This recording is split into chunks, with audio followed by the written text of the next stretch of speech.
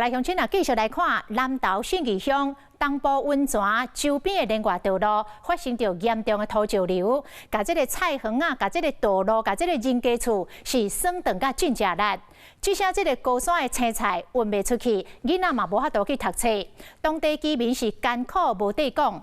啊，乡公所用空拍机找到土石流的源头，就伫几百公尺外的这个山坡顶，有2、3个所在来帮测。这个空拍的画面嘛，第一届来现光。空中摄影机翕另外道路，往山区去翕土石流淹过所在真快。除了另外道路完全被砍过以外，上面边的菜园啊，还有温室农舍拢被毁掉去。这是南投信义乡外东部温泉的庄仔头，2、300公尺的山坡地，本来有规大片拢种树啊，和土石流直接变成腐蚀的。山顶也有2、3位拢有看到黄色的土，就是这2、3位土石啊，一旦啊落大雨，就会变成土甲石角冲对山脚来，变成土石流。有农友种咸椒啊温室，直接被土石流冲歹去，无法度采收。很高的啊，直接压下来，都没办法抢收了。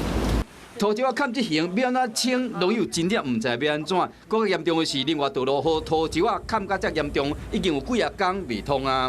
因为现在正值我们新乡夏季蔬菜的一个重要的一个季节，所以我们蔬菜运不出去，那小朋友上课还有上班也没有办法出去，对外交通，所以目前最急迫的就是我们对外交通的部分，希望中央能够想办法来解决。乡长讲，去年风台季开始，信义乡发生严重的土石流，就是山顶放弃这个所在关系。即马整体效果嘛无好，今年又搁因为风台落大雨，信义乡又搁拄着土石流，即马另外道路拢断去啊。热天山顶的青菜甲水果无法度运落山，影响到村民的经济。希望讲国军会当来斗起便桥，解决交通的问题。